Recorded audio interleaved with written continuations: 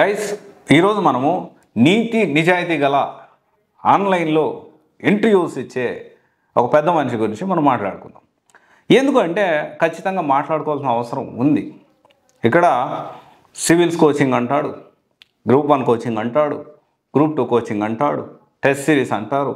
అందరూ బిజినెస్ చేస్తున్నారు. నేను ఒక్కడే నీతి నిజాయితీగా నేను బిజినెస్ చేస్తున్నాను. ఏదో ఉండదు కదా, సాంప్రదాయని శుద్ధపూసిని ఏదో ఉంది కదా, మ్యూజిక్ మంచి మ్యూజిక్ ఉంది కదా, అది అంటాడు. మిగతా వాళ్ళందరూ మంచోళ్ళు కాదు, అందరూ బిజినెస్ చేస్తున్నారు. ఇక్కడ ప్రాబ్లం ఎక్కడ వస్తుందంటే ఎంటైర్ ఎకో సిస్టమ్ని డ్యామేజ్ చేయడానికి అతను మాట్లాడే మాటలు ఉన్నాయి. అండ్ కొన్ని క్వశ్చన్స్ నేను అడగాలనుకుంటున్నాను మిమ్మల్ని. మీకు దమ్ము ధైర్యం ఉంటే మీ స్టూడెంట్స్కి మీ దగ్గర జాయిన్ అయ్యే వాళ్ళకి సమాధానం చెప్పి జాయిన్ చేసుకోండి. ఓకే, మీరు పలు సందర్భాల్లో ఇంటర్వ్యూస్లో మాట్లాడిన మాటలే నేను ఇప్పుడు నోట్ చేసి మిమ్మల్ని అడుగుతా ఉన్నా. మీకు నిజంగా దమ్ము ధైర్యం ఉంటే మీరు జాయిన్ చేయించుకునే స్టూడెంట్స్కి ఈ సమాధానాలు చెప్పండి. ఇది ఎవరు అంటే అది మీరే గెస్ చేయాలి. అండ్ ఖచ్చితంగా చాలా నిజాయితీతో కూడి ఉంటాయి ఇంటర్వ్యూస్ అనేవి కూడా. చాలా ఎంత నిజాయితీగా ఉంటాయంటే వాళ్ళ ఇన్స్టిట్యూట్లో జరిగే దానికి అక్కడ ఉండేదానికి 10 బ్యాచ్లు అంటాడు. మాకు 10-12 బ్యాచ్లు ఆల్రెడీ స్టార్ట్ అయిపోయాయి, బ్యాచ్కి వచ్చి ఎంతమంది ఉన్నారు, ఎంతమంది ఉన్నారు అని చెప్తారు. కానీ ఆ బ్యాచెస్లో సిలబస్ ఎంతవరకు అయిందో చెప్పడం, ఎందుకంటే అవ్వట్లేదు కాబట్టి చెప్పరు. అండ్ అయితే ఇక్కడ కొన్ని క్వశ్చన్స్.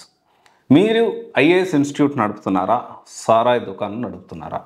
ఎందుకంటే ఇది ఖచ్చితంగా మీరు మీ స్టూడెంట్కి చెప్పండి. ఎందుకంటే అశోక్ నగర్లో అందరూ బిజినెస్ చేస్తున్నారు అని అన్నారు, సారాయి దుకాణాలు నడుపుతున్నారు అర్థం కావట్లేదు అన్నారు. అదే అశోక్ నగర్లో మీ ఇన్స్టిట్యూట్ కూడా ఉంది. ఇది ఎవరు ఏం మాట్లాడారు అనేది మీరే అర్థం చేసుకోవాలి. అండ్ తర్వాత వచ్చేసి నువ్వు బిజినెస్ చేస్తున్నావా లేకపోతే ఫ్రీగా కోచింగ్ ఇస్తున్నావా? నువ్వు బిజినెస్ ఓరియంటేషన్లో ఉన్నావా లేకపోతే ఫ్రీగా సివిల్స్ కోచింగ్ అనేది ఏమన్నా ప్రొవైడ్ చేస్తున్నావా? అట్లీస్ట్ సంవత్సరానికి ఒక 50 మందికి ఫ్రీకి, నిజంగా నీతి నిజాయితీ గలవాడు అయితే 50 మందికి ఫ్రీ. మళ్ళీ నిన్ను నమ్మడానికి లేదు. ఆ 50 మంది ఎవరెవరికి ఇస్తున్నావు ఆన్లైన్లో పెట్టు, చూద్దాం, మేము కూడా చూస్తాం. బిజినెస్ ఓరియంటేషన్ కాదు కదా.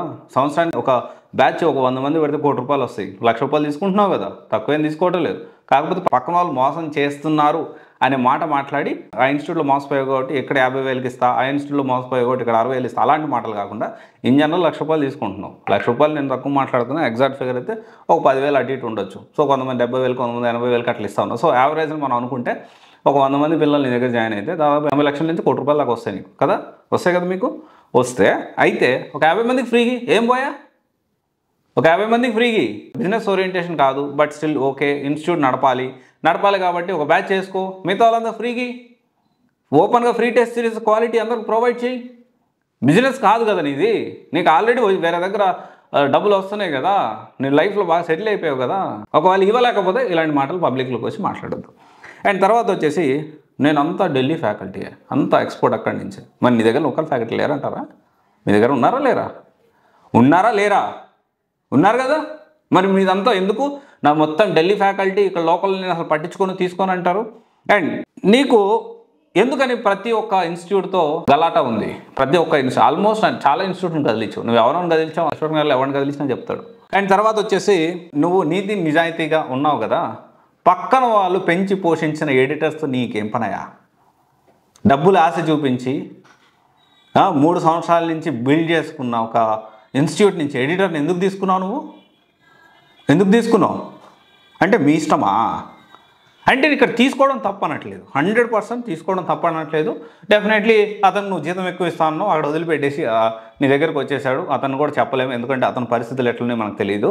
కానీ నువ్వు బయటకు వచ్చి నీతి నిజాయితీ గురించి మాట్లాడతావు కదా.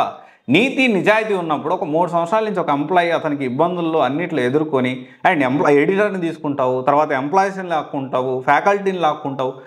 అంటే నీ దగ్గర నిజాయితీ ఏంటి? ఇప్పుడు అనుకోవచ్చు నువ్వు ఖచ్చితంగా జస్టిఫికేషన్ ఏదో ఒకటి చెప్తావు. రాజకీయ నాయకులు చెప్పినట్టు నా దగ్గర క్వాలిటీ ఉంది, నా దగ్గర సిస్టమ్ కరెక్ట్గా ఉంది, వాళ్ళ దగ్గర కరెక్ట్ లేదు, వాళ్ళు మోసం చేస్తున్నారు, వాళ్ళు అన్యాయం చేస్తున్నారు, అందుకని వాళ్ళ దగ్గర నుంచి నా దగ్గరకు వచ్చాను మాట్లాడతారా? అంటే ఇక్కడ ఏంటి అంటే నీ నిజాయితీ ఏంటి? ఇక్కడ నువ్వు నిజంగా నీతి నిజాయితీ ఉన్నప్పుడు నువ్వు కూడా బిల్డ్ చేసుకో, పక్కనోడిది ఎందుకు లాక్కోవాలనుకుంటావు? సరే ఓకే, అది కూడా ఓకే, తీసుకున్నావు ఓకే. బిజినెస్ ఓరియంటేషన్ నువ్వు బిజినెస్ కాదన్నప్పటికీ నువ్వు చేస్తున్న బిజినెస్సే, అది నీకు కూడా తెలుసు. అందరికీ అశోక్ నగర్లో ప్రతి ఒక్కరికి తెలుసు. అశోక్ నగర్లోనే ఉంటున్నారు కదా మీరు కూడా, అదే అశోక్ నగర్లో ప్రతి ఒక్కరికి తెలుసు. ఇక్కడ పాయింట్ ఏంటి అంటే మీరు అశోక్ నగర్లో ఉంటూ అక్కడ అందరినీ తిడుతూ అందరి ఫ్యాకల్టీని లాక్కుంటూ, ఎంప్లాయీస్ని లాక్కుంటూ పబ్లిక్లోకి వచ్చి మోసం చేస్తున్నారు. వాళ్ళు మోసం చేస్తున్నారు, వీళ్ళు మోసం చేస్తున్నారు, నేను మాత్రం నిజాయితీగా ఉన్నా. కరెక్ట్ కాదండి. మీరు నేను ఎంత హార్ష్గా మీతో మాట్లాడడానికి ముఖ్య కారణం ఏంటి అంటే, మీకు మంచి పొటెన్షియల్ ఉంది, పబ్లిక్ స్పోక్స్ పర్సను, మీరు కూడా మంచిగా కష్టపడి పక్కన వాళ్ళు కదిలించకుండా మంచి ఐఏఎస్ ఇన్స్టిట్యూట్ అంటే అశోక్ నగర్లో దాటి వెళ్ళకూడదు. ఎందుకు వెళ్ళాలి ఢిల్లీకి? మన పిల్లలు సివిల్స్ కోచింగ్ తీసుకునే వాళ్ళు హైదరాబాద్ను దాటి ఎందుకు ఢిల్లీకి వెళ్ళాలి? ఇక్కడే ఉండాలి. వాళ్ళు అక్కడికి వెళ్ళి ఎన్ని ఇబ్బందులు పడుతున్నారు తెలుసా? మీలాంటి వాళ్ళ వల్ల ఇక్కడ జాయిన్ అవ్వాలన్నా భయపడిపోతున్నారు. అరే అందరూ ఇట్లుంటారు అట్లుంటారు. కొంతవరకు కొంతమంది ఉన్నారు, కానీ అందరూ కాదు కదా. ఆ కొంతమందిలో మీరు ఉన్నారా లేదా అనేది మీకే తెలుసు. సో ఇలా ఏంటి అంటే వెరీ ఇంపార్టెంట్. ఎప్పుడు సివిల్స్ క్రాక్ చేశారు మీరు? ఎప్పుడు యూపీఎస్సీ ఎక్కడ క్రాక్ చేశారు చెప్పండి, నేను ఓపెన్ చేస్తా. నాకు తెలియకపోతే మన సమాచార హక్కు చట్టం కింద ఆ డీటెయిల్స్ అన్నీ బయటికి తీసుకుంటా. ఎప్పుడు క్రాక్ చేశారు మీరు సివిల్స్? యాంకర్ ఆడాడు ఇంత చెప్తున్నారు, మీరు క్రాక్ చేసి వదిలేశాను నేను. అవునా అట్లనా అని యాంకర్ రియాక్షన్ ఇవ్వడం. బేసికల్లీ మీరు ఫోకస్ చేయాల్సింది మీ ఇన్స్టిట్యూట్లో మీ క్వాలిటీ మీద ఫోకస్ చేయండి. మీ దగ్గర ఆల్రెడీ జాయిన్ అయిన పిల్లలకి కరెక్ట్ క్లాసులు చేయించండి. తర్వాత పక్కన వాళ్ళ గురించి మీరు మాట్లాడదురు. మీరు ఇన్స్టిట్యూట్ నడుపుతా, మీరు బిజినెస్ ఓరియంటేషన్ చేస్తా, పక్కన వాళ్ళు అనడం ఎంతవరకు కరెక్ట్? అండ్ ఒకరు బిల్డ్ చేసిన సిస్టమ్ని, ఒకరు బిల్డ్ చేసుకున్న సిస్టమ్ని పక్కన వాడి నోట్లో నుంచి తీసుకొని నువ్వు తినాలని చూస్తున్నావు. చాలా పాపం తగులుతుంది నీకు చెప్తున్నా. ఇలాంటి పనులు చేసేవాడికి నువ్వు క్వాలిటీతో క్లాసులు ఎలా ఇస్తావు, నీ దగ్గర కరెక్ట్గా ఎలా ఉంటుంది అనేది ఇక్కడ పాయింట్. ఇది ఎవరు ఏంటి అనేది అందరికీ తెలుసు. నేను వాళ్ళ పేర్లు చెప్పాల్సిన అవసరం లేదు. అండ్ అనుకోవచ్చు నువ్వు నా పేరు చెప్పడానికి భయపడుతున్నావు అని. భయపడే సమస్య లేదు, నీకు భయపడాల్సినంత అవసరం లేదు. నువ్వు అనుకుంటున్నావు నన్ను చూసి భయపడుతున్నాను అందుకే నా పేరు చెప్పలేదని. నిన్ను చూసి భయపడాల్సిన అవసరం లేదు. నేను మాట్లాడుతున్న వాస్తవం కాబట్టి. కానీ నా తాపత్రయం ఏంటంటే నువ్వు కూడా మారి మంచిగా మంచి క్వాలిటీతో సివిల్స్ కోచింగ్ ఇచ్చే టాప్ 5 ఇన్స్టిట్యూట్స్లో మీది ఒకటి ఉండాలని నేను మనస్ఫూర్తిగా కోరుకుంటున్నాను. అందుకనే నేను పబ్లిక్లో మీ గురించి మాట్లాడట్లేదు, నీ పేరు తీస్తలేను. అర్థమవుతుందా? సో ఇది ఒకసారి ఆలోచించండి.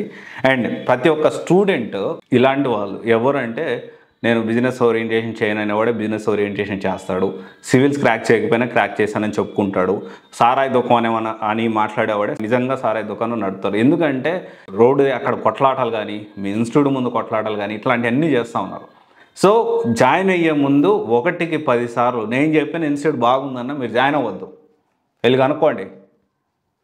వెళ్ళి కనుక్కొని అది బాగుంటేనే జాయిన్ అవ్వండి. ఎందుకంటే వన్స్ డబ్బులు పే చేసినా కనుక ఇవ్వమంటే ఏ ఇన్స్టిట్యూట్ ఇస్తారు? వాళ్ళకుండే ప్రాబ్లమ్స్ వాళ్ళకుంటాయి, ఎందుకు ఇస్తారు? జాయిన్ అయ్యే ముందే 1కి 10 సార్లు ఎంక్వైరీ చేసుకోండి, కంపారిజన్ చేసుకోండి, క్రాస్ వెరిఫై చేసుకోండి, ఓల్డ్ స్టూడెంట్స్ ప్రీవియస్ స్టూడెంట్స్తో మాట్లాడండి. నిజాయితీగా ఉన్నాను అని చెప్పే మాటల్లో జెన్యూనిటీ లేని ఒక ఏదో ఇంటర్వ్యూస్ చూసేసి మోటివేషన్ అయిపోయి అబ్బా మీ అంత నిజాయితీ ఇంటర్వ్యూ మేము చూడలేదని కాదు. ఆలోచించండి. Thank you. This is Raj signing off.